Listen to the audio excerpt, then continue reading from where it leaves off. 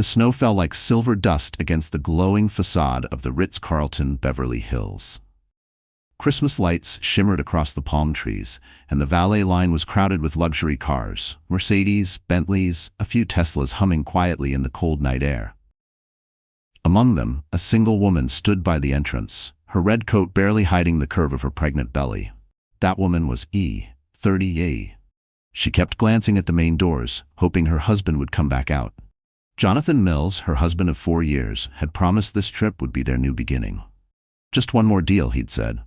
"After that, everything will change for us." Emily believed him.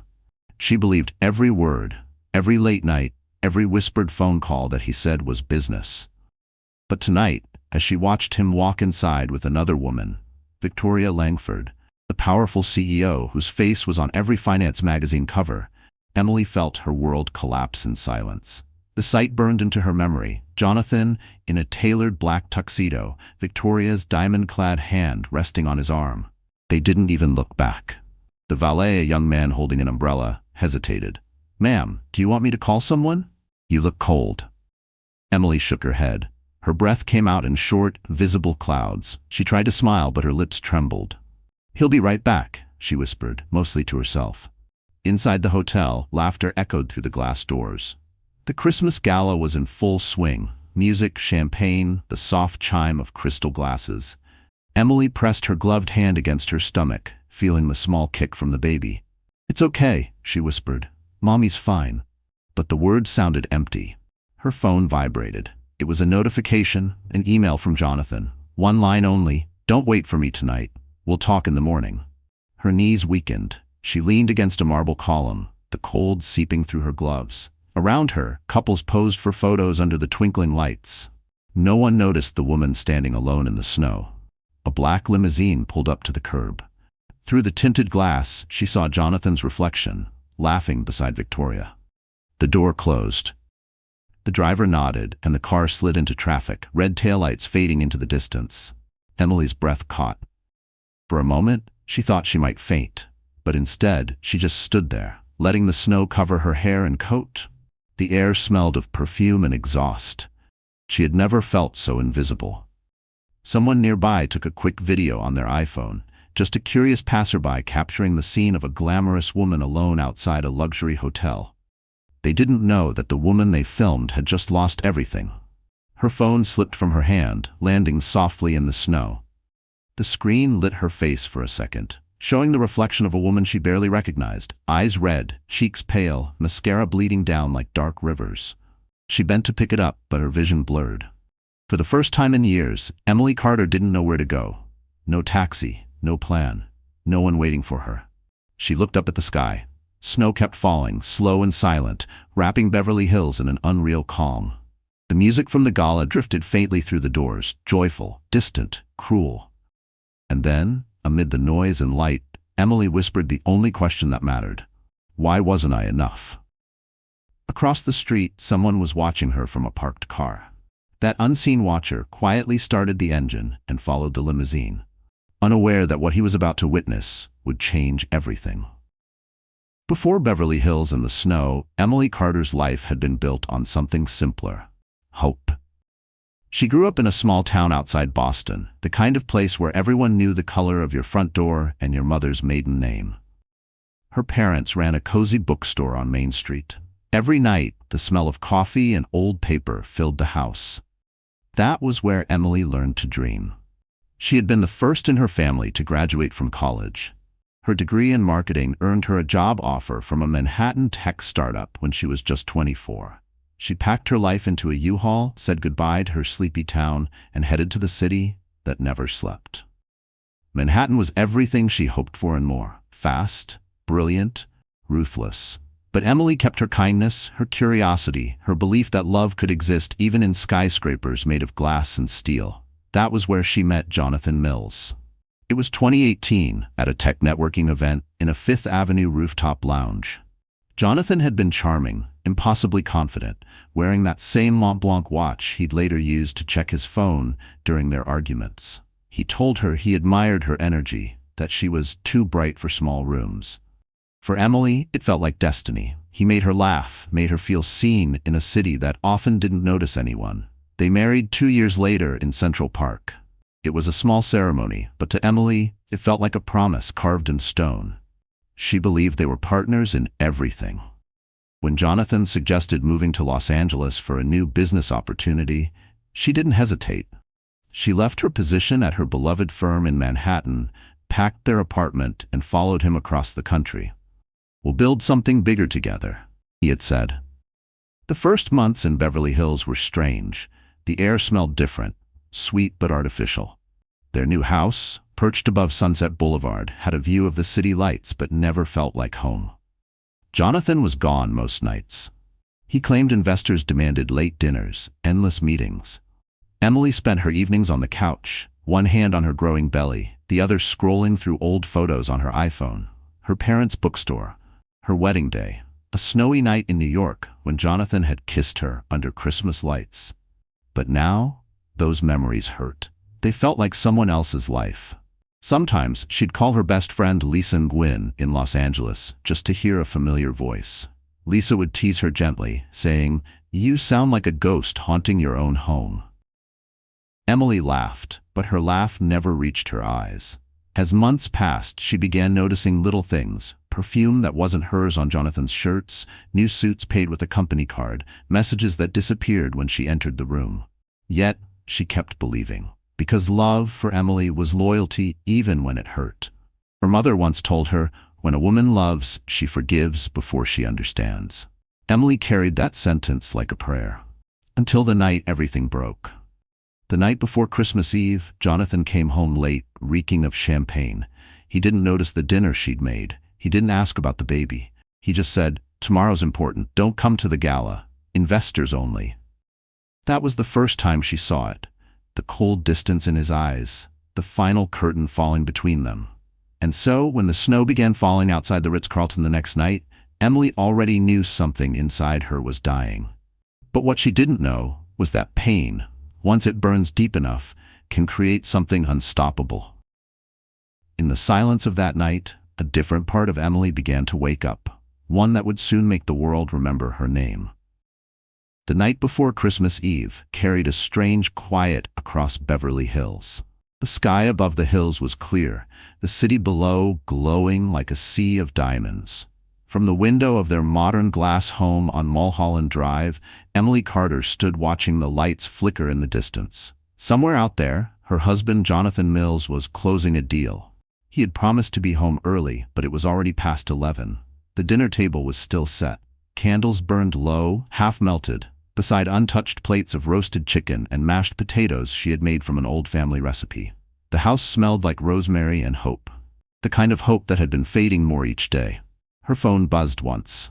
A text from Jonathan, "Running late. Don't wait up." No apology, no heart, just words, cold, efficient. Emily sat down slowly, her hands instinctively cradling her stomach. She was almost 7 months pregnant. The baby kicked lightly, a reminder that she wasn't truly alone, even if the silence tried to convince her otherwise. She reached for her MacBook Air and opened the shared calendar Jonathan always insisted they keep.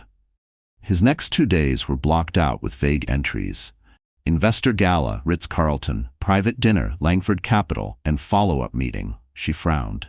She had seen the name Langford before. On the glossy envelopes, on the champagne bottles he brought home after successful meetings. Scrolling through her messages, she found one photo from a week earlier. Jonathan at an office Christmas party, standing beside a tall woman in a silver dress. The caption from a colleague read, "Power couple goals." The woman's name tagged below, Victoria Langford. Emily closed the laptop gently. For a moment her mind tried to protect her, inventing excuses. Maybe it was nothing. Maybe she was just tired. But deep down, a quiet part of her already knew. The clock hit midnight. Beverly Hills looked peaceful, but inside her chest was a storm. She walked to the nursery they'd been decorating together. The soft white crib stood by the window, a small plush bear waiting inside. She had picked it from a boutique on Rodeo Drive, the same day Jonathan forgot their anniversary dinner. Her phone lit up again, this time with a notification from Instagram. Someone had posted a photo tagged at the Langford Foundation Gala. Emily's pulse quickened. She opened it. There, among the polished guests and golden chandeliers, was Jonathan, his hand resting comfortably on Victoria's lower back, both smiling for the cameras. The caption read, "Jonathan Mills and Victoria Langford at tonight's exclusive Christmas gala. Power Partnership of the Year." Her hand trembled. She felt heat rise to her face, followed by a cold wave of disbelief. She zoomed in, her heart pounding so loudly it drowned out the faint holiday music playing from her echo speaker. He was supposed to be home. He was supposed to be hers. The baby kicked again, stronger this time. Emily pressed her hand over her stomach and whispered, "I'm sorry, sweetheart." She stood there for a long time, staring at that photo. Outside, a gentle wind pushed against the glass. She could see her reflection, pale, tired, still trying to believe. At 1:07 a.m., Jonathan finally came home. His tuxedo smelled like champagne and perfume. He didn't look guilty, just distant. He set his keys on the counter, loosened his tie, and muttered, "You're still awake?" Emily's voice cracked. "Who's Victoria Langford?" He froze for half a second, then forced a laugh. "She's an investor." "Don't start." But she saw it, the flicker of fear in his eyes, gone as quickly as it came. He brushed past her toward the bedroom, saying, "Go to sleep. Tomorrow's important." Emily stood motionless in the living room, watching the man she once trusted disappear behind the door. The candles had burned out. Only smoke remained, curling upward like ghosts of the life she thought she had. And somewhere deep inside her heart, something began to break and rebuild itself in the same breath. Christmas Eve arrived wrapped in gold and glitter. The Ritz-Carlton Beverly Hills glowed like a palace under strings of crystal lights. A red carpet stretched from the valet circle to the grand entrance, where photographers snapped endless flashes at the city's richest and most admired. Tonight was the annual Langford Foundation Gala, a night for power, prestige, and perfectly polished lies. Inside their hilltop home, Emily Carter sat on the edge of the bed, watching her husband button his tuxedo. Jonathan Mills looked every bit the ambitious entrepreneur, his hair slicked back, his Mont Blanc watch gleaming beneath his cuff. He smelled of Dior Sauvage, strong, sharp, almost arrogant. "Do you really have to go alone?" she asked softly. Her voice carried the weight of all the nights she'd waited, all the dinners gone cold. Jonathan glanced at her reflection in the mirror. "It's not that kind of event, Em. Investors only." She looked down at her belly. "I'm not asking to dance. I just don't want to spend Christmas Eve alone." He sighed, adjusting his cufflinks. "You won't be alone. I'll be back before midnight." But both of them knew he wouldn't. She stood, walked over, and touched his sleeve. "If there's something you're not telling me." He pulled away. "Don't start with the drama, Emily. You're emotional because of the pregnancy." Those words hit harder than any shout could. He didn't even meet her eyes when he left. Moments later, the sound of the Mercedes S-Class engine echoed down the driveway, fading into the night. Emily stood by the window, hands pressed against the cold glass, watching the taillights vanish. Her breath fogged the pain. Across the city, the gala was already in motion. Inside the grand ballroom, chandeliers sparkled over rows of guests sipping champagne. The Langford logo shimmered on a massive digital screen. Victoria Langford stood near the center, draped in a silver gown that caught the light with every movement. She was breathtaking and dangerous. When Jonathan arrived, photographers swarmed. "Mr. Mills, over here. One photo with Miss Langford, please." He hesitated for half a second, but Victoria slid her arm through his and smiled for the cameras. "Relax, darling," she whispered. "Tonight, you're the star." Flash. Click. Flash. The image captured. Jonathan Mills and Victoria Langford, hands intertwined, smiles perfectly aligned. Back at home, Emily's phone buzzed on the nightstand. A notification from a celebrity news page flashed across the screen. Langford Gala 2024 highlights. Victoria Langford arrives with rising tech CEO Jonathan Mills. She froze. Her thumb hovered over the screen. The image loaded, and there it was, Jonathan's unmistakable grin, the same one that used to belong to her. Her pulse quickened. She opened Instagram, Twitter, Facebook. The same photo, the same headline. It felt like the whole world was watching her husband fall in love with someone else. She turned off her phone, grabbed her coat, and stepped outside. The air was cold, the streets quiet. She didn't know where she was going, only that she couldn't stay there anymore. When she reached the Ritz-Carlton, snow had begun to fall. rare for Los Angeles, soft flakes floating like ash under the golden lights. She saw the crowd of guests leaving their cars, the paparazzi flashing like starlight. Then she saw him. Jonathan stood by the hotel entrance, his hand on Victoria's back as they greeted other investors.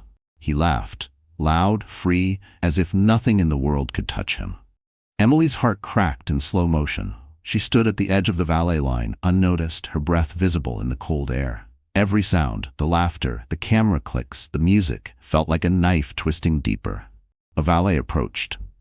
"Ma'am, are you attending the gala?" She shook her head. "No," she whispered. "Not anymore." The limousine door opened. Jonathan helped Victoria inside. The snow thickened, catching the lights in a soft blur. Emily took one last look at the man she once loved.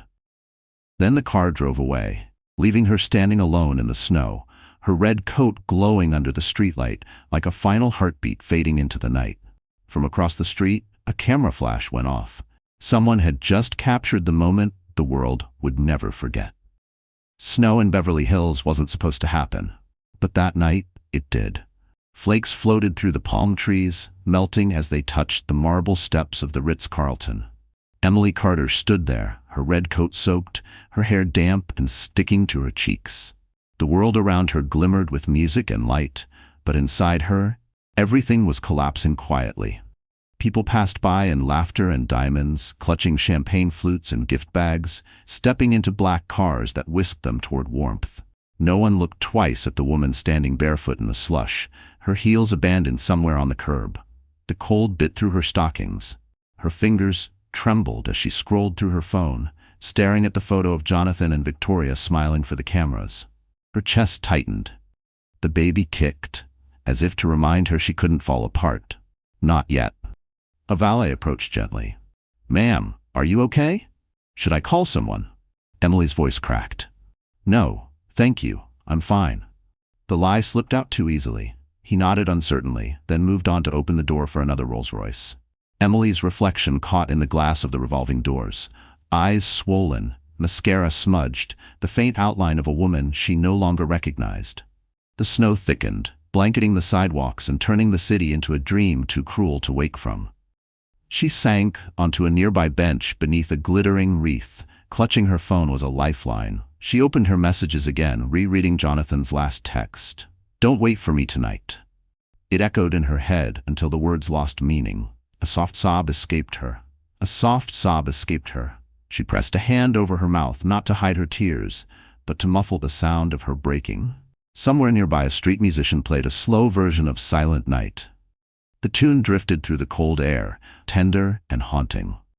Emily stared at the lights, the perfect symmetry of the holiday decorations, and wondered how the world could stay so beautiful when hers had turned to ashes. Her phone buzzed again. Another headline notification. Langford Capital CEO, Victoria Langford, celebrates Christmas with business partner Jonathan Mills. The photo was everywhere now, the caption calling them the new power duo. The power duo. That's what she and Jonathan used to be. She whispered under her breath, "You promised me forever." The baby kicked again, stronger this time, and tears spilled down her cheeks. "I know, sweetheart," she said softly. "We'll be okay." She needed somewhere to go, but every name in her contact list felt distant. Friends from New York, colleagues she hadn't spoken to in months.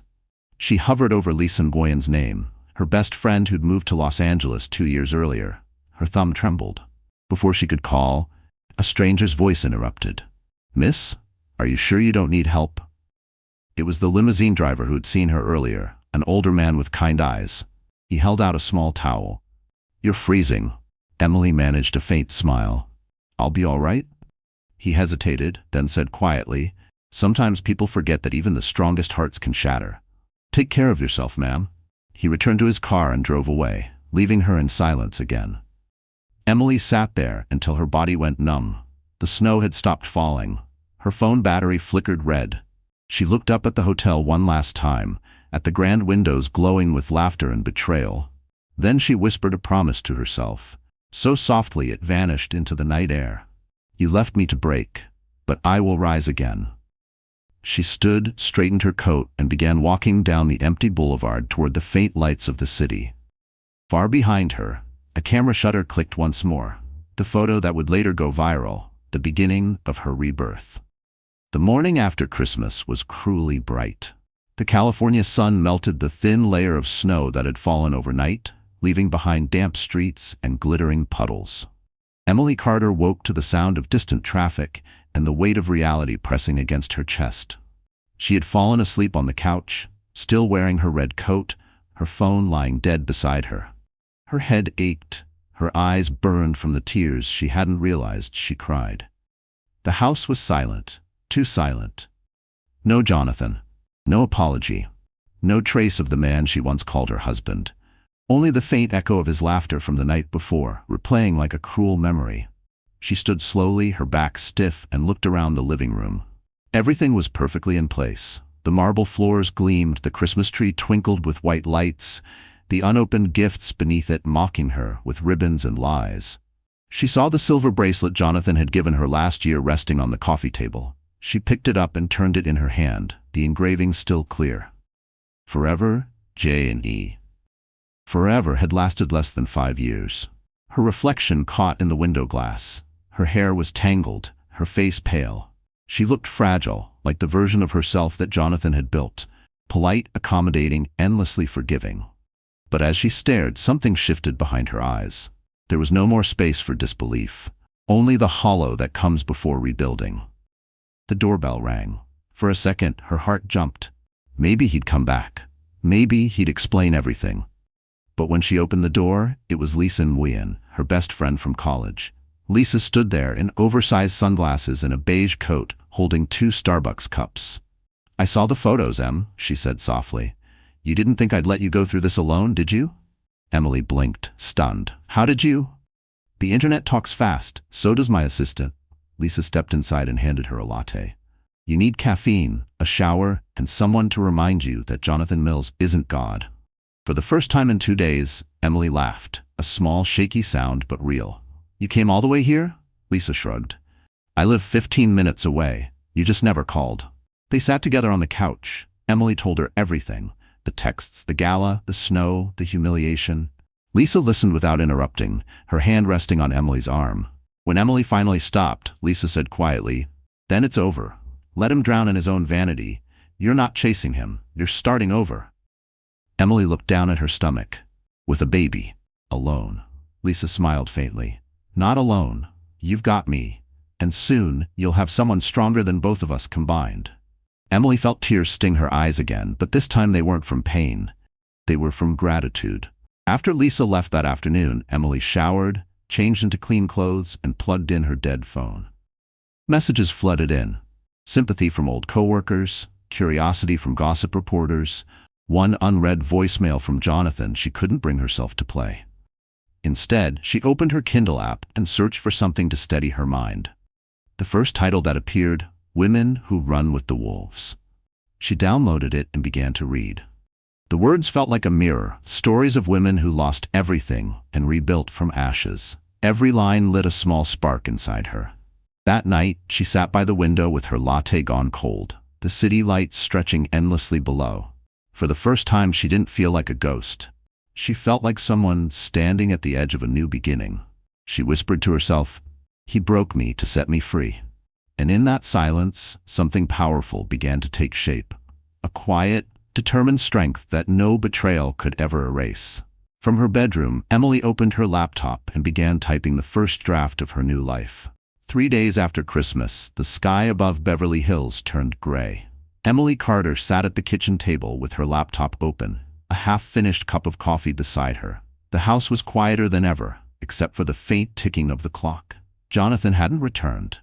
No messages, no apology, just silence. She should have been resting. The doctor had warned her to avoid stress, but rest felt impossible. Every time she closed her eyes, she saw Jonathan's hand resting on Victoria Langford's back, saw the glint of her silver gown, heard the laughter. It looped like a cruel movie she couldn't stop. Emily opened her MacBook again. She wasn't sure why, but something in her gut told her to look. Jonathan's company email was still logged in on their shared iCloud. She hesitated, then clicked. A folder labeled Langford Project Private sat at the top. Her fingers hovered over the mouse. She told herself she just wanted closure, But deep down, she wanted truth. The folder opened. Inside were dozens of files, contracts, proposals, financial statements. She clicked one titled Meridian Acquisition Draft. As the document loaded, her stomach dropped. It detailed a merger between Jonathan's startup and Langford Capital, with Victoria Langford listed as majority owner. Jonathan's name appeared below hers, under equity partner, 15%. 15%? He had traded everything, including her, for 15%. Emily scrolled further and saw another document, an email chain between Jonathan and Victoria. Her eyes moved across the words, each one cutting deeper.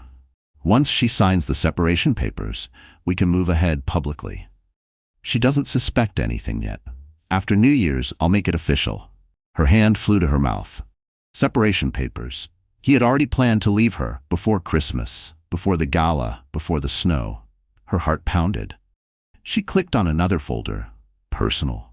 Inside was a subfolder named Photos. Most were of business events, but one stopped her cold. It was a photo from their own living room, Jonathan and Victoria sitting close together on the couch she was now sitting on. Emily zoomed in. A half-empty bottle of wine sat beside them. Her favorite mug was in the background.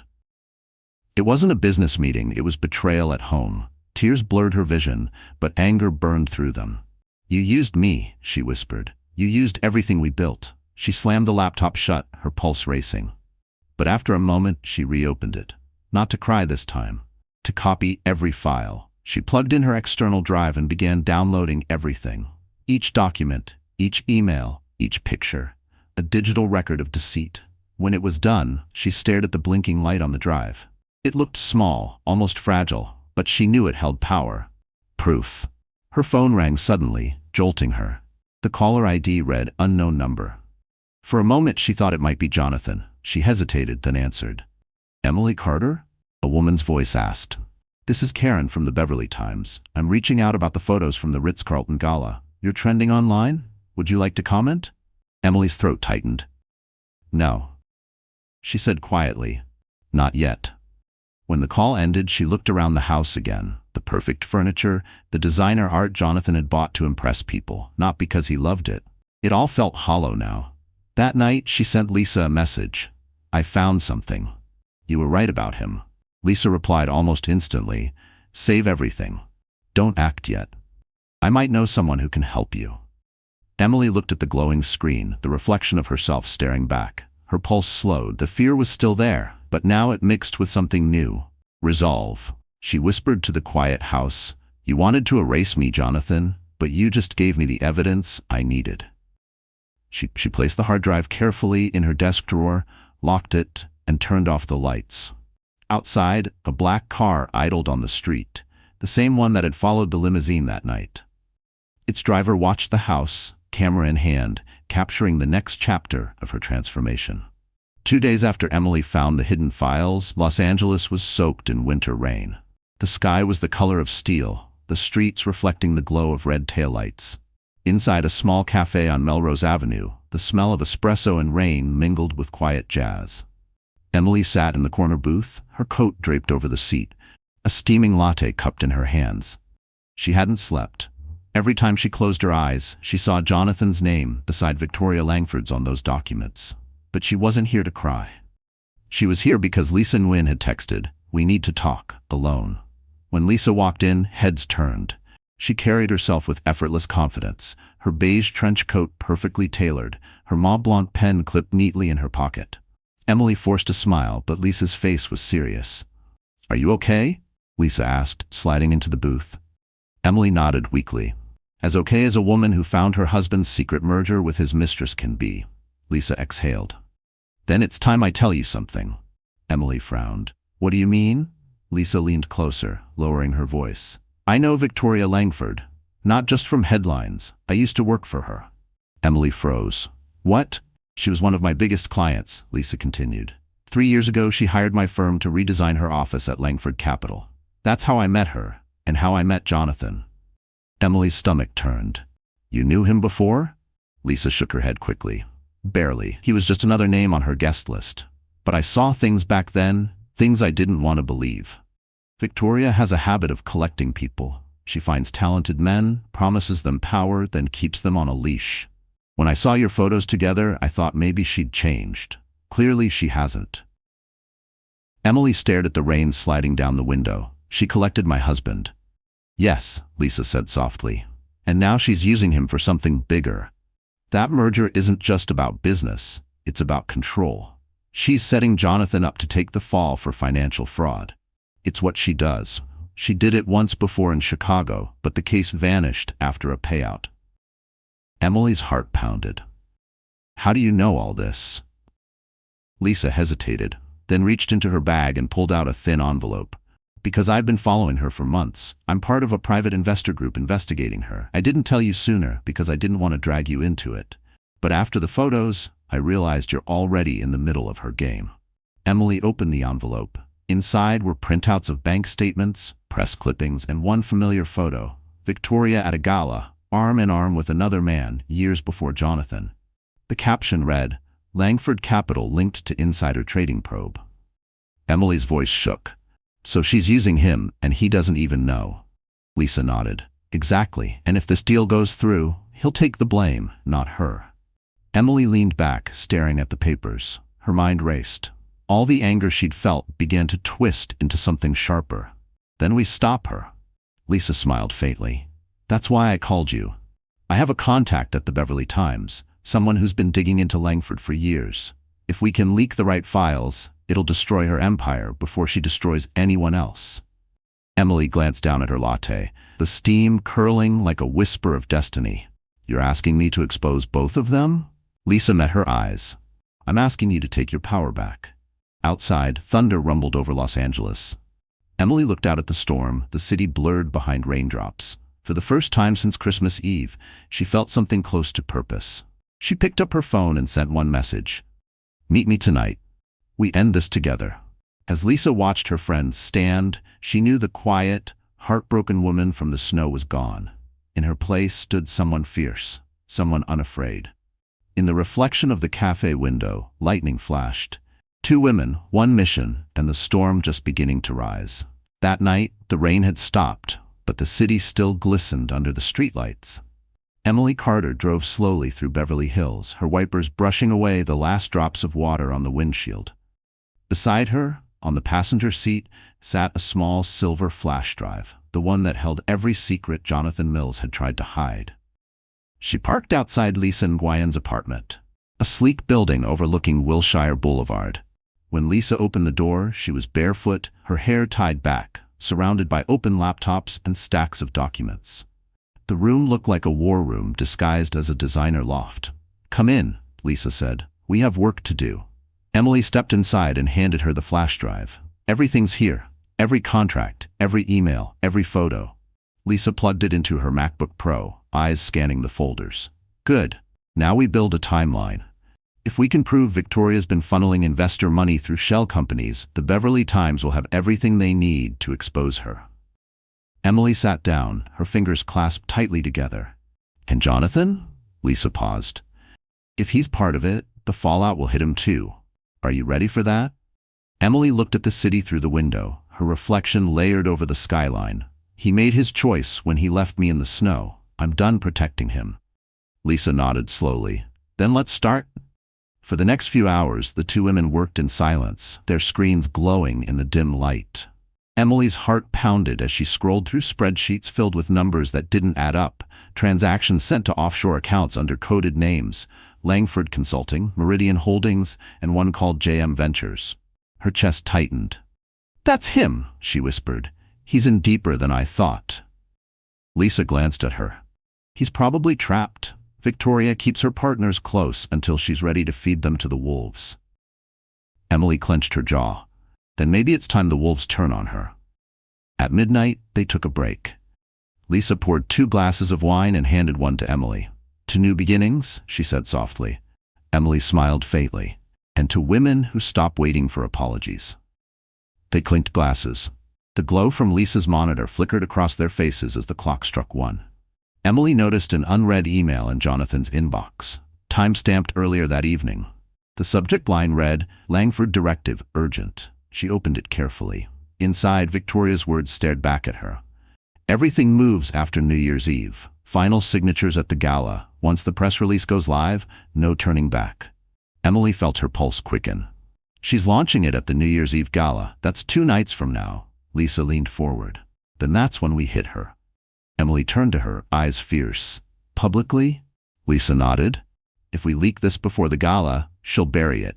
But if we wait until she's in front of every investor, every reporter, she can't hide. She'll crumble under her own spotlight.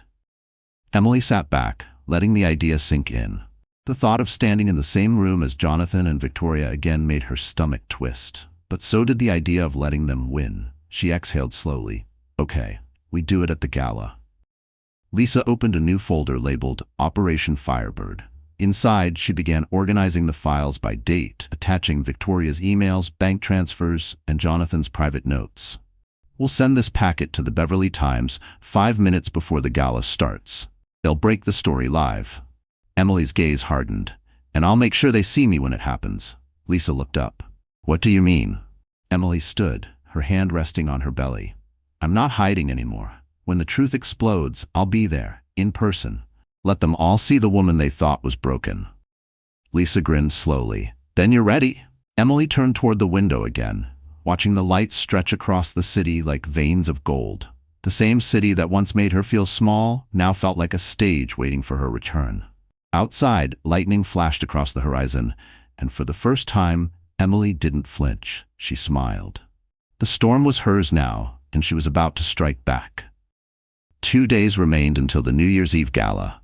The night Victoria Langford planned to unveil her empire, and the night Emily Carter would take it all down. The sun rose over Beverly Hills, painting the hills in soft gold. Inside Lisa Noyan's apartment, Emily stood in front of a full-length mirror, staring at the woman reflected back. Her once tired eyes looked sharper now. The swelling from sleepless nights had faded. Determination had taken its place. She still carried the quiet grace she'd always had, but beneath it, a new kind of strength burned. Lisa appeared behind her, holding a sleek black garment bag. It's time, she said. Emily turned. What's that? Lisa unzipped the bag, revealing a long, fitted gown of deep emerald silk. Designed by a friend of mine. The color means rebirth. You'll wear this to the gala. Emily brushed her fingers over the fabric. It's beautiful. Lisa smiled. So are you. You just forgot. They spent the morning preparing, but not just with clothes. Emily's makeover was more than appearance. It was armor. Lisa called in a makeup artist she trusted from a past Vogue shoot, a quiet woman named Sophia who worked with precision. We're not changing you, Sophia said as she began to work. We're reminding the world who you are. As Sophia brushed foundation across Emily's skin, Lisa opened her laptop and reviewed the plan once more. The files are encrypted and ready, she said. At exactly 9 p.m., the Beverly Times will receive everything. The story will go live 15 minutes later. Emily nodded, eyes focused on her reflection. And I'll already be there. Sophia stepped back, smiling.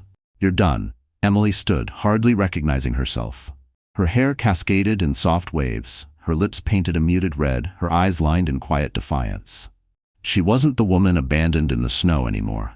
She was the woman who had survived it. Lisa clapped her hands. Perfect. But we still need one last detail. She opened a small velvet box and held up a pair of earrings. Simple diamond drops. Tiffany, you'll look powerful, not pitied. Emily hesitated. They're too much. Lisa laughed. Exactly. Let them choke on it. They both laughed softly, but the air beneath their laughter carried weight.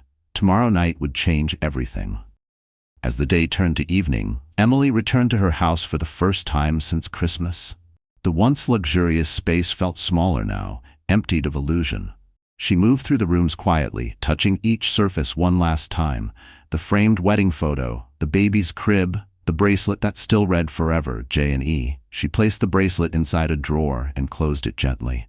That forever's over, she whispered. In her office, she opened her laptop and rehearsed her speech. Short, sharp, and impossible to ignore. She wouldn't shout, she wouldn't cry. She would simply stand, calm and radiant, as the truth detonated behind her like fireworks. That night, she fell asleep earlier than she had in weeks, her phone buzzing quietly beside her. A text from Lisa read, "Tomorrow, we burn the old world." Morning came bright and still. Emily woke before sunrise and made herself a cup of Starbucks coffee. The same drink she'd sipped every morning back when her life was ordinary. It tasted different now. Stronger. She spent the day preparing the smallest details. The dress steamed, the earrings polished, the press invitation tucked in her clutch. She printed one photo and slid it into the envelope, the viral image of herself standing in the snow. It would remind her what she'd endured to reach this moment. When the evening light began to fade, Emily looked at her reflection one last time. Her emerald gown shimmered under the golden glow. She fastened the earrings, picked up her clutch, and whispered to her reflection, "Let's finish this." Outside, a limousine waited at the curb. As she stepped in, the city lights reflected across the tinted glass, like stars bowing before their new constellation. The night sky above Beverly Hills shimmered like black silk sprinkled with gold. It was New Year's Eve, the night the city's elite gathered beneath chandeliers and champagne towers at the Ritz-Carlton for the Langford Foundation Gala. Luxury cars glided up the circular drive, cameras flashed, and laughter sparkled louder than the orchestra inside. A black limousine rolled to a stop near the entrance. The driver stepped out and opened the door. From the shadows a woman emerged. Her emerald gown glowed under the lights, flowing around her like liquid power. Every movement was graceful, deliberate. The crowd turned and the photographer's lenses clicked wildly. Emily Carter had arrived. The same woman who'd stood barefoot in the snow a week ago now walked with her head high, each step echoing across marble. The doorman recognized her instantly, the woman from that viral photo. But now she looked untouchable, almost regal. Inside, the ballroom glittered with opulence. Golden curtains framed the stage, a jazz band played softly, and waiters carried trays of champagne. At the center of it all stood Victoria Langford, wrapped in a silver gown that reflected every flash of light. Her smile was perfect, rehearsed, lethal. Beside her was Jonathan Mills, dressed in a midnight black tuxedo, his arm casually resting at Victoria's waist. They looked like royalty, or at least they wanted to. Jonathan turned toward the crowd, shaking hands, unaware that his past had just walked through the same doors. From across the room, Lisa Nguyen watched Emily enter. She gave a discreet nod, the signal that the Beverly Times had received the files. The clock read 8:57 p.m., 3 minutes until the leak went public. Emily scanned the room, every heartbeat steady. Her emerald dress shimmered beneath the chandeliers. The diamonds in her earrings caught the light like small bursts of lightning. Conversations faltered as eyes followed her. The whispers began. "Is that her?" "That's Jonathan's wife. She looks incredible." She smiled faintly. "Let them talk." Jonathan turned then and froze.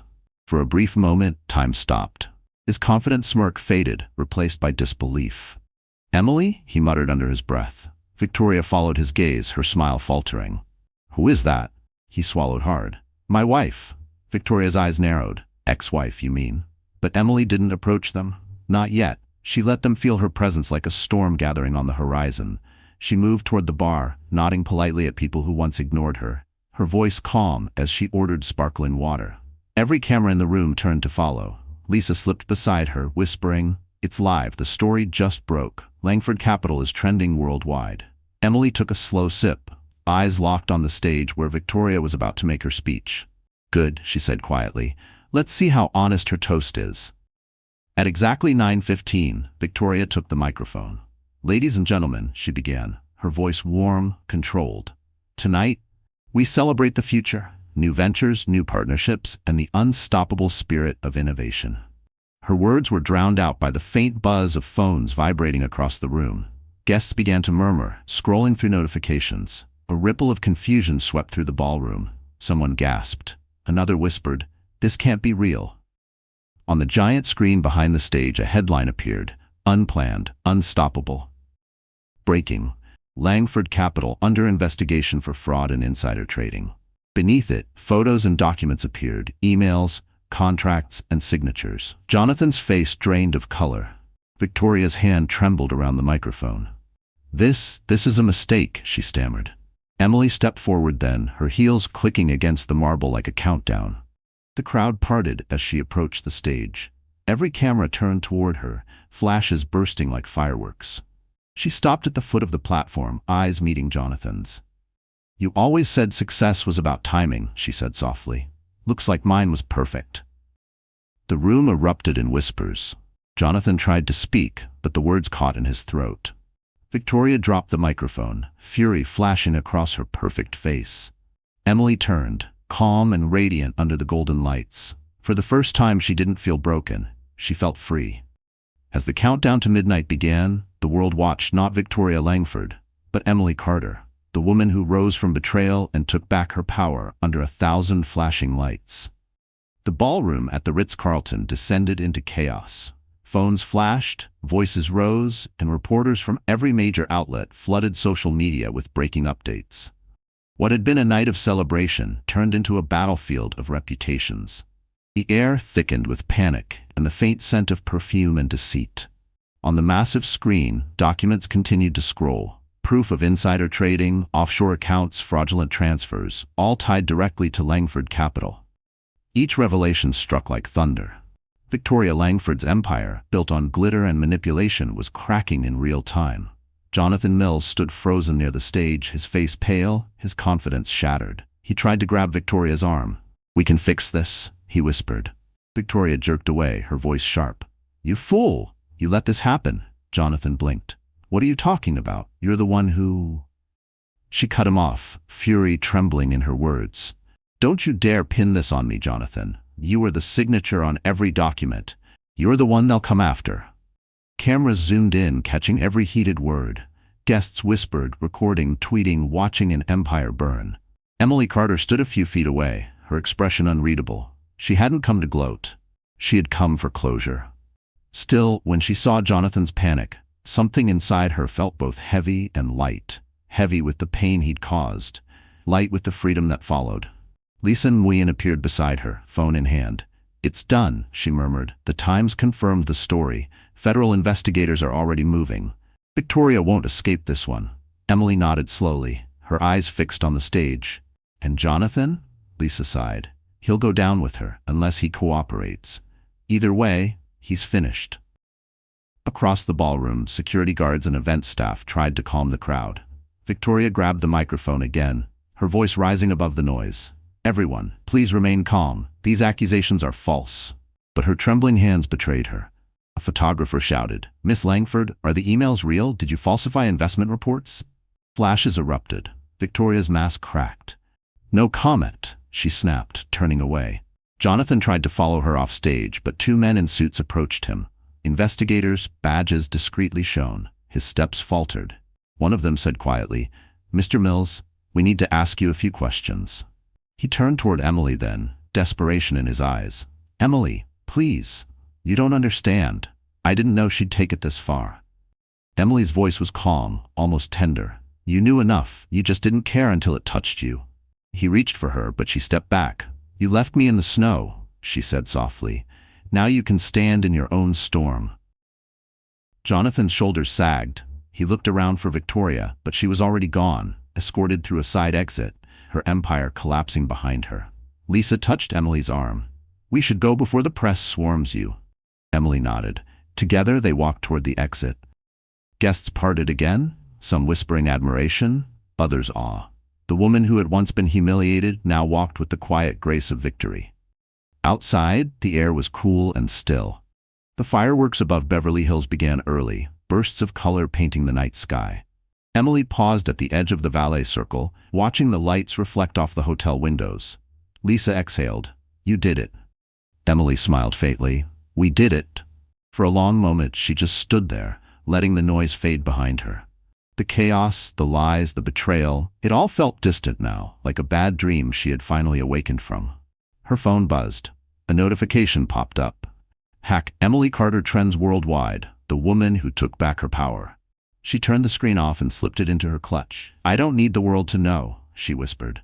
"I just needed to remember who I was." Lisa smiled, linking arms with her. "Then let's start your next chapter." Behind them, the Ritz-Carlton glowed like a burning crown, an empire crumbling, a queen rising from the ashes. By dawn, Beverly Hills was quiet again. The chaos from the night before had faded into headlines and whispers. The Ritz-Carlton, once glowing like a jewel, stood silent under a gray morning sky. Inside the lobby, reporters still lingered, waiting for statements that would never come. Emily Carter was long gone. She sat by the window of a small suite at the Peninsula Hotel, wrapped in a soft robe, watching the city wake. Steam curled from the cup of black coffee in her hands. For the first time in months, her mind wasn't racing. The air felt still, clean, almost sacred. Her phone buzzed on the table. Hundreds of unread messages, missed calls, interview requests, and offers. Her name was everywhere. The pregnant wife who brought down Langford Capital. But she didn't open any of them. She had no interest in fame. All she wanted was peace. Lisa Nguyen knocked gently and entered, holding 2 croissants from the cafe downstairs.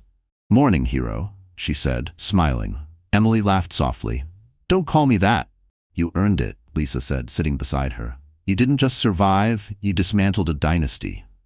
Emily took a bite of the croissant, savoring the quiet. "It doesn't feel like victory. It feels like release." Lisa nodded. "That's what freedom feels like." They ate in silence for a while, the sunlight slipping through the curtains, soft and golden. Then Emily asked, "What happened after we left?" Lisa opened her laptop and scrolled through the morning's news. Victoria Langford was taken in for questioning before sunrise.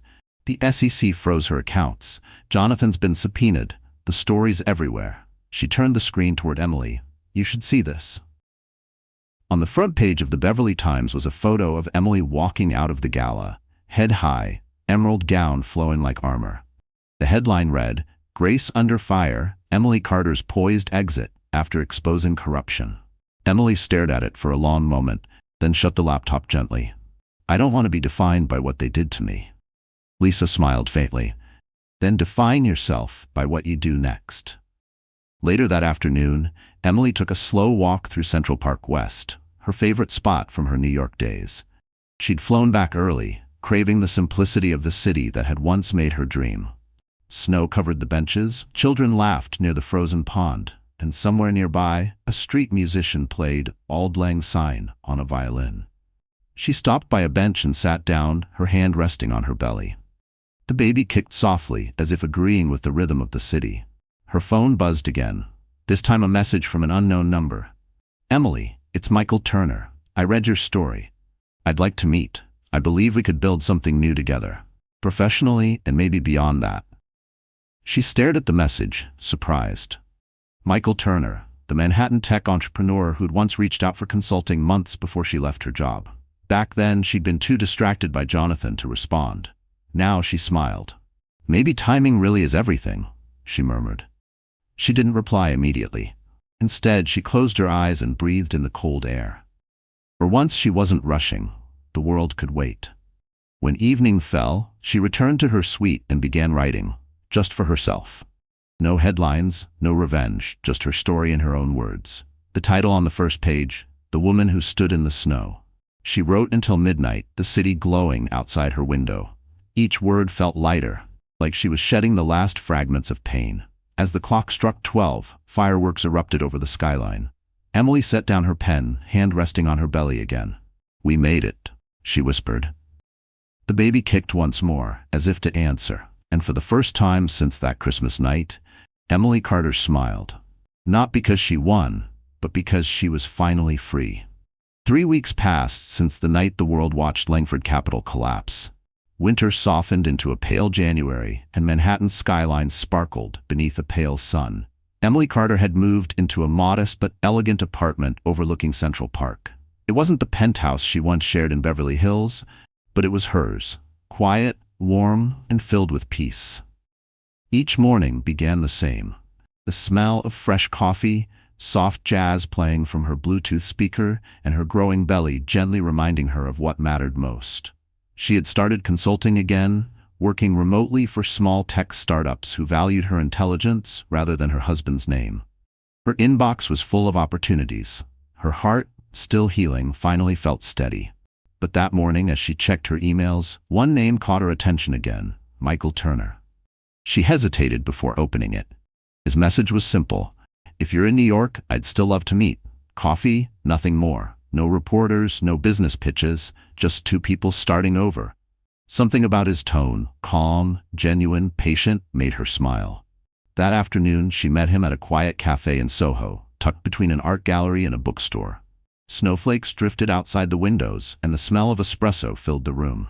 Michael Turner stood when she walked in. He was taller than she remembered from his LinkedIn photo, broad-shouldered, kind eyes, no trace of arrogance. He wore a dark navy coat and a simple silver watch, nothing flashy. "Emily," he said, smiling warmly. "I wasn't sure you'd come." "I almost didn't," she admitted, removing her gloves. "I'm still learning to trust people again." He nodded. "That's fair. I'm not here to fix anything, just to talk." They sat across from each other, 2 cups of coffee between them. Conversation came easily, surprisingly so.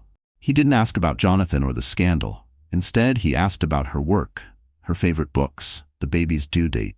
When she mentioned reading Women Who Run with the Wolves, his face lit up. "That book saved me after my divorce," he said. "Taught me that endings aren't failures, they're directions." Emily smiled. Genuinely this time. Maybe that's what this is, a direction. As they talked, the afternoon light faded into gold. Outside, the city moved like a living thing. Taxis, snow, people chasing their own beginnings. Inside, time seemed to slow. When they finished their coffees, Michael stood and offered his hand. "Let me walk you home. Just because the city looks peaceful doesn't mean it is." Emily hesitated but then nodded. The walk was quiet, comfortable. They spoke about small things, music, favorite streets, how the air in New York always smelled faintly like possibility. When they reached her building, she turned to thank him. "You didn't have to," she said. "I wanted to," he replied simply.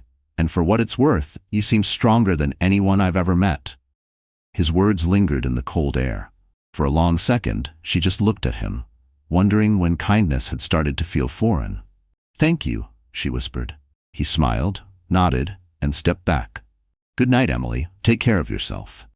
She watched him disappear down the street, his silhouette blending into the glow of the city lights. Something in her chest fluttered, not romance yet, but recognition. The quiet kind of connection that doesn't demand, only understands. That night, Emily couldn't sleep. She stood by her window, looking at the skyline. The city that once broke her was now holding her gently. For the first time in a long while, the future didn't terrify her. It called to her. She whispered into the night, "Maybe love isn't about rescue. Maybe it's about peace." And somewhere across the city, Michael smiled at his phone, reading her message. Coffee again soon? The new beginning had quietly begun. By February, Manhattan had thawed just enough for the sidewalks to glisten instead of freeze.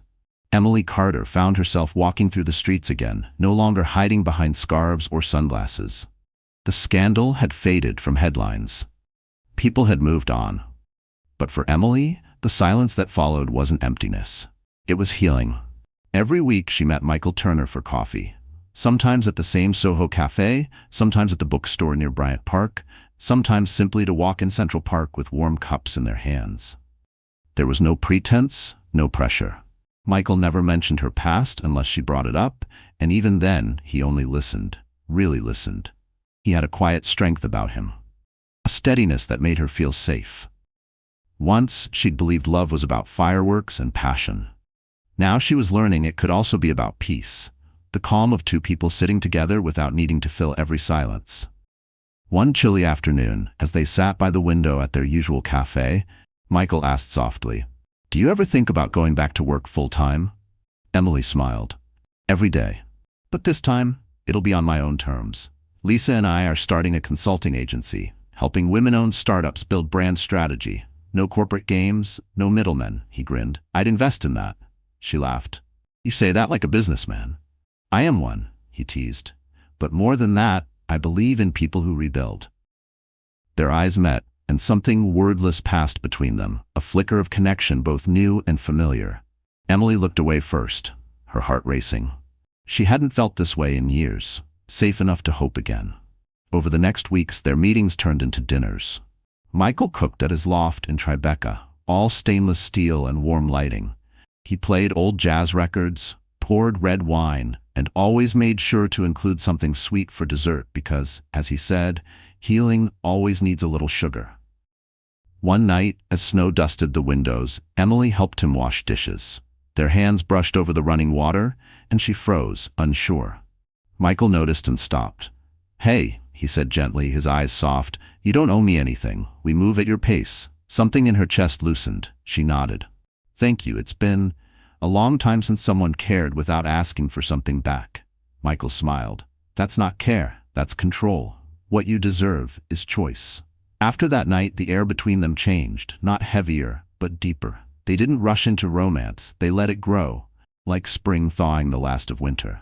By March, Emily's belly had grown round and strong. She invited Michael to one of her doctor's appointments. He waited quietly in the lobby, reading Atomic Habits on his Kindle, until she came out smiling. "The baby's perfect," she said, her voice glowing with relief. He grinned. "Just like the mother."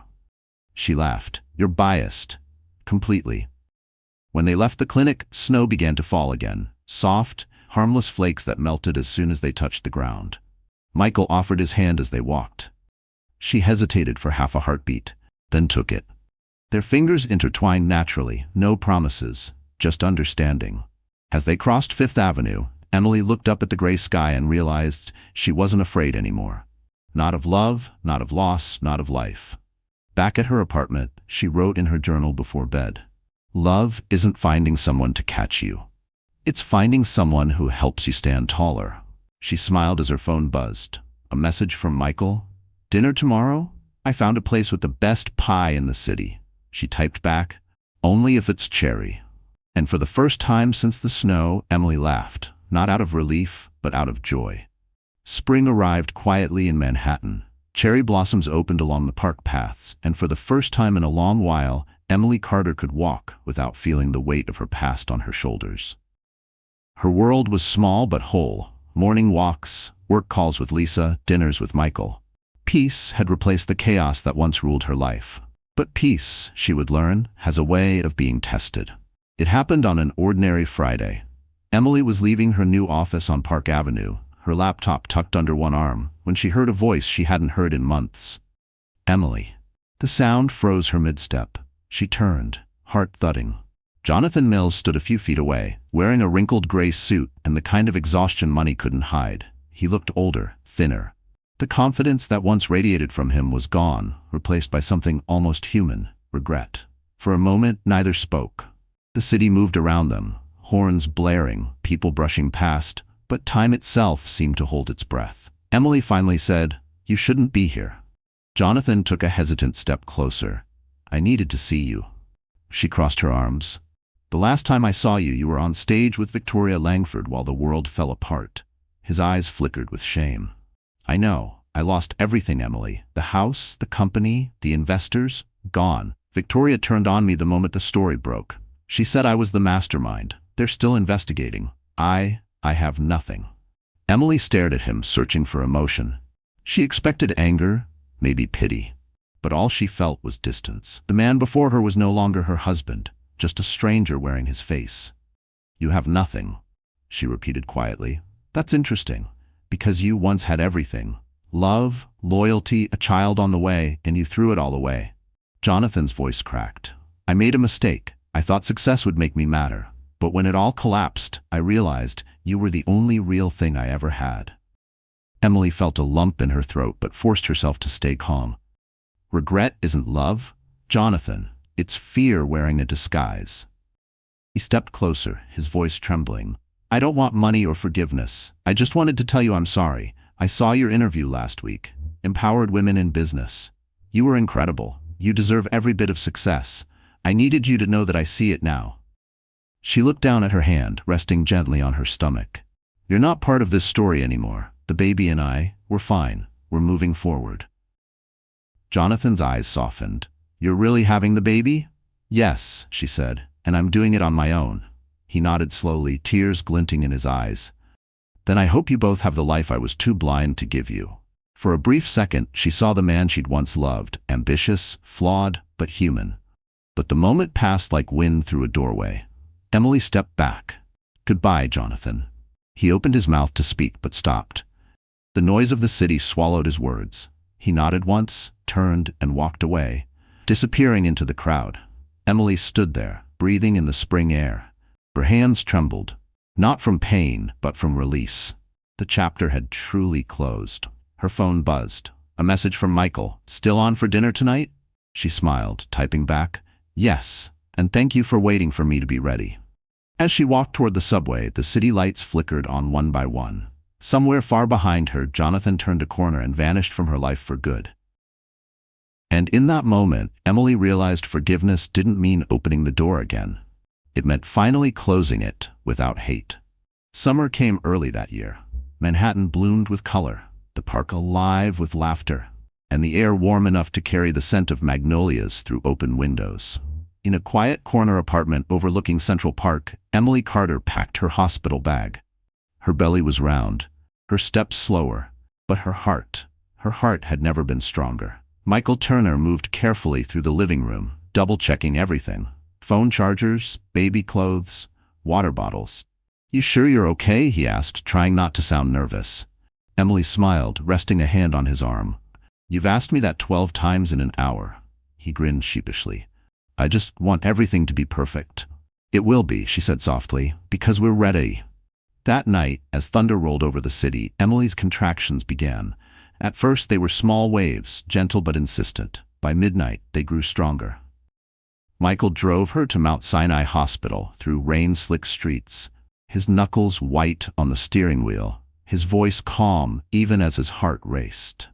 When they arrived, nurses rushed to guide Emily into a private suite. The walls were soft beige, the lights dimmed low. Michael stayed beside her, holding her hand through every contraction, whispering encouragement. Between the pain and the breathing, Emily caught glimpses of the man beside her, the patience in his eyes, the steadiness of his touch. Hours passed like minutes. The clock on the wall read 4:13 a.m. when the doctor said, "It's time." Emily's strength was tested in ways she didn't know existed. Sweat beaded her forehead, tears stung her eyes, but she didn't break. With every push, she remembered every night she had survived, every storm she had walked through alone. And then, in one final breath, the sound filled the room, a sharp, pure cry that cut through everything.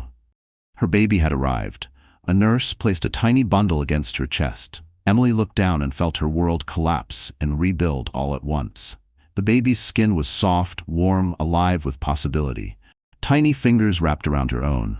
"It's a girl," the doctor said with a smile. Emily laughed through her tears. "She's perfect." Michael stood nearby, his eyes glistening. "She really is," he whispered. "You did it?" Emily looked up at him, her voice trembling. "We did it." For a long time, the room was quiet except for the gentle sound of their daughter breathing. Emily traced her tiny face with her fingertips, memorizing every curve. She thought about the woman she'd been, the one standing barefoot in the snow, heart shattered, and the woman she'd become, stronger, softer, free. When dawn broke, sunlight spilled through the blinds, painting the room gold. The nurse wrote the baby's name on a small card. "Hope Carter." Emily smiled. "Because she is." Michael brought her a cup of warm tea, sitting beside her on the bed. "You know," he said, "when she grows up, she's going to know what strength looks like." Emily looked down at her daughter. "She already does. She's been watching it from the inside." They both laughed quietly. Outside, the city stirred awake. Life moved forward. Taxis honking, birds calling, the rhythm of Manhattan resuming its endless dance. But in that small hospital room, time seemed to pause just for them. Emily kissed her daughter's forehead. "Welcome to the world, Hope," she whispered. "You were born from heartbreak, but you'll live in love." Michael leaned closer, wrapping an arm around them both. Together, they watched the sunrise stretch across the skyline. And in that moment, Emily Carter knew her story had come full circle. The snow had melted, the silence had ended, and hope had finally found its voice. 6 months after Hope's birth, Manhattan pulsed with summer heat and golden light. The skyline shimmered against a cloudless sky, the kind of day that made everything seem possible. Emily Carter walked along the path in Central Park. Her daughter nestled against her chest in a soft baby carrier, tiny fingers clutching the fabric of her blouse. The park was alive. Joggers, street musicians, children chasing bubbles that floated like dreams through the air. Emily smiled as a breeze brushed her face. The sound of Hope's soft breathing steadied her heart. Every step felt like a promise to herself. Peace, not survival. They stopped near a bench shaded by oak trees. Michael Turner was already there, 2 coffees and a paper bag from a bakery beside him. He stood as soon as he saw them. "There's my favorite duo," he said, his grin easy, warm. Emily laughed. You're spoiling us. That's the plan. He handed her an iced coffee, kissed Hope gently on the head, and sat beside them. How's my little partner in crime today? She slept for 4 straight hours, Emily said proudly. That's a record. Michael chuckled. That's better than I do most nights. They watched the park for a while, sunlight flickering through the leaves.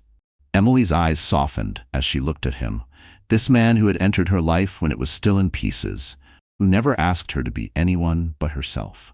He didn't try to fill the silence. He simply shared it. I've been thinking, she said finally, about everything that's happened, about how different life looks now. Michael tilted his head. Different good or different bad? Different miraculous, she said softly. I used to measure happiness by perfection. The house, the marriage, the image. But real happiness, it's this. Mornings that smell like coffee and baby lotion. People who stay without being asked. He smiled. You make simple sound like magic. It is, she replied. A few feet away, a street artist was sketching portraits. Michael nodded toward him. Let's get one done. A picture of all 3 of us. Emily hesitated. You sure? Absolutely, he said. You deserve to see what joy looks like from the outside. They sat together on the bench while the artist drew. Hope slept peacefully in Emily's arms, her tiny face turned toward the sunlight. Michael's arm rested behind Emily, not possessive, just present. The artist worked quietly, glancing up every few minutes. When he finished, he handed over the sketch with a smile. Emily looked at it, and her breath caught. The drawing captured more than faces. It showed warmth, trust, a quiet unity that words couldn't touch. It's beautiful, she whispered. Michael studied it, then looked at her. So are you. She laughed, blushing. You never stop saying that. I never will, he said simply.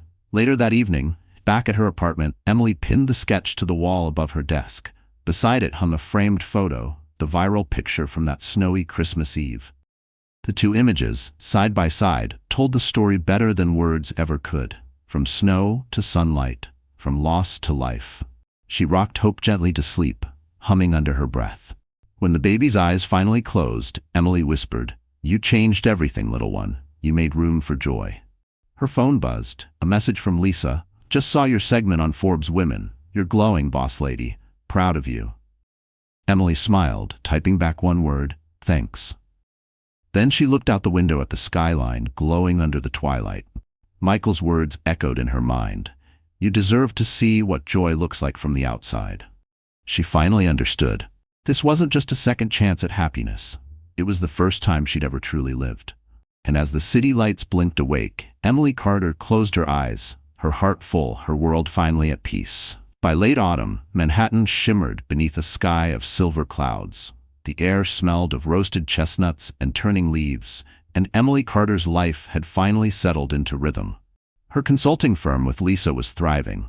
Hope was nearly 10 months old, curious and bright, and Michael Turner had become a steady presence, not a savior, but a partner. For the first time in years, Emily felt like the ground beneath her feet belonged to her. But peace has a fragile way of being tested, especially when the ghosts of the past refuse to stay buried. It began with a single email. Emily was in her office reviewing a client proposal when the subject line caught her eye. Urgent, private matter, V. Langford. Her breath hitched. She hadn't heard that name in nearly a year. Against her better judgment, she clicked. The message was short. Emily, I need to see you, please. It's important. 1 meeting, no reporters, no lawyers. You owe me that much, Victoria. Emily leaned back in her chair, heart pounding. Owe her? The woman who'd destroyed her marriage, nearly ruined her life? She almost deleted it on instinct, but something in her gut told her not to. Instead, she forwarded it to Lisa. Minutes later, Lisa called. You are not going to that meeting. I'm not planning to, Emily said, staring out the window at the city skyline. But doesn't it bother you? Why now? Because she's cornered, Lisa replied. Her trial's coming up. She probably wants sympathy or a deal. Emily sighed. Maybe closure. Lisa's tone softened. You already got that, Em. Don't give her a second of your peace. But that night, Emily couldn't shake the unease. She sat in her living room, Hope asleep nearby, the lights dim. Michael noticed the distance in her eyes. You're thinking about her, he said quietly. Emily nodded. She emailed me, wants to meet. He studied her face. And what do you want? I want her gone from my head, Emily admitted. But maybe the only way to do that is to look her in the eye and end it myself. Michael hesitated, then said, "If you go, you're not going alone." 2 days later, Emily walked into a cafe near Bryant Park, the one Victoria had chosen. Michael waited in a car outside, watching through the glass. Victoria Langford sat at a corner table, her trademark perfection dimmed but not gone. She looked smaller somehow, fragile in her tailored gray coat. When she saw Emily, her lips curved in a half-smile. "You came." "I'm not here for you," Emily said calmly. "Say what you need to say." Victoria exhaled, her composure wavering. "You won. You got your happy ending. But you don't understand. Jonathan betrayed me too. He leaked files to the feds. I lost everything." Emily's expression didn't change. "You lost what wasn't yours to begin with." Victoria's eyes glimmered. "Do you think you're innocent? You used what you found to destroy me." "I exposed the truth," Emily said simply. "You destroyed yourself." For a moment, silence hung heavy between them. Then Victoria whispered, "You're stronger than I thought." Emily leaned forward. "No, I'm just done being afraid of women like you." Victoria looked down, her fingers trembling. "They'll sentence me next month. I don't expect forgiveness. I just wanted to tell you, I envy you. You rebuilt. I can't." Emily stood, her voice steady. "That's because you built your life on power. I built mine on peace." Victoria didn't look up as Emily turned and walked out into the crisp afternoon air. Outside, Michael stepped out of the car. "You okay?" Emily nodded slowly, her breath visible in the cold. "She's not my story anymore." He smiled, wrapping an arm around her. "Then let's go home." As they walked away, the first snow of the season began to fall. Soft, silent, cleansing. And for the first time, the snow didn't remind Emily of pain. It reminded her of how far she had come. 10 years later, Manhattan still hummed with its familiar rhythm. Honking cabs, flashing lights, the endless rush of ambition. But for Emily Carter, time had softened the city's sharp edges. The skyline that once symbolized heartbreak now shimmered with peace, a reflection of the life she had built from the ashes. Her daughter, Hope Carter, was 10 years old now, a whirlwind of laughter and curiosity. She had her mother's hazel eyes, Michael Turner's patience, and a strength all her own. Every morning, she sat at the kitchen island with her backpack half-zipped, eating cereal while humming the same tune Emily used to sing to her as a baby. Michael, now her husband, entered the room, still wearing his running jacket. "You've got 5 minutes before the school bus," he said, pretending to be stern. Hope giggled. "I'm ready. Mom's the one who's slow." Emily looked up from the table, smiling over her laptop. "Excuse me? I've been ready since before you were born." "Not true," Michael teased. "You were 2 hours late to the hospital." They laughed, a sound that filled the apartment like sunlight. It wasn't perfection, but it was peace. The kind built through love, forgiveness, and the passage of time. After breakfast, they walked Hope downstairs. The morning air was crisp, the streets shimmering after an early rain. Before getting on the bus, Hope turned to her mother and said, "Mom, can I take your book for show and tell today? The one about women starting over?" Emily hesitated, surprised. "You mean the woman who stood in the snow?" Hope nodded eagerly. "Yeah, my teacher said we should bring something that reminds us of courage." Michael smiled at his wife. "She's her mother's daughter." Emily's heart swelled. "Of course, sweetheart. Just be careful with it." As the bus drove away, Emily stood on the sidewalk, watching the little figure of her daughter wave through the window until it disappeared around the corner. Later that day, she met Lisa Nguyen for lunch at a cozy cafe near Bryant Park, the same place where, years ago, they'd planned their revenge and rebirth. Lisa's hair was streaked with gray now, but her eyes sparkled just the same. "So," Lisa said, sipping her cappuccino, "Forbes called again. They want another feature on women entrepreneurs. You in?" Emily chuckled. "Lisa, I haven't done interviews in years. I like the quiet." "You say that," Lisa teased, "but you're the quiet storm that changed an entire industry." Emily shook her head, smiling. "I didn't change anything. I just stopped apologizing for surviving." As they left the cafe, a young woman approached Emily. "Excuse me," she said shyly. "Are you Emily Carter? You spoke at Columbia last year. Your story helped me leave a toxic partnership. I just wanted to say thank you." Emily smiled warmly. "I'm glad you did what was right for you." The woman beamed and walked away. Lisa nudged her. "See? Legacy." That evening, back home, Emily tucked Hope into bed. The city lights shimmered through the curtains. Hope held the worn copy of her mother's book, her little fingers tracing the cover. "Mom," she whispered, "is the woman in the snow really you?" Emily smiled softly. "Yes, baby, that was me a long time ago." "Were you scared?" Emily thought for a moment. "Yes, but I learned something important, that being brave doesn't mean you're never scared. It means you keep walking, even when you are." Hope nodded sleepily. "I'll be brave too." "I know you will," Emily whispered, kissing her forehead. "You already are." She turned off the lamp and stood by the window, looking out at the city that had witnessed her fall, her fight, and her rise. Snow began to drift down again, soft, quiet, forgiving. And as Emily watched her daughter dream beneath the glow of the skyline, she knew her story had come full circle. From betrayal to love, from silence to legacy, her strength would live on in the little girl named Hope. So that's it. Our story has finally come full circle. Emily's journey, from heartbreak to healing, from the cold snow to the warmth of new beginnings, reminds us that no pain is ever wasted. Maybe you're still here, listening to this moment, because something about her story touched your heart too. And if it did, maybe it's because you've been standing in your own kind of snow once. The Stoic philosopher Marcus Aurelius once said, "The obstacle is the way."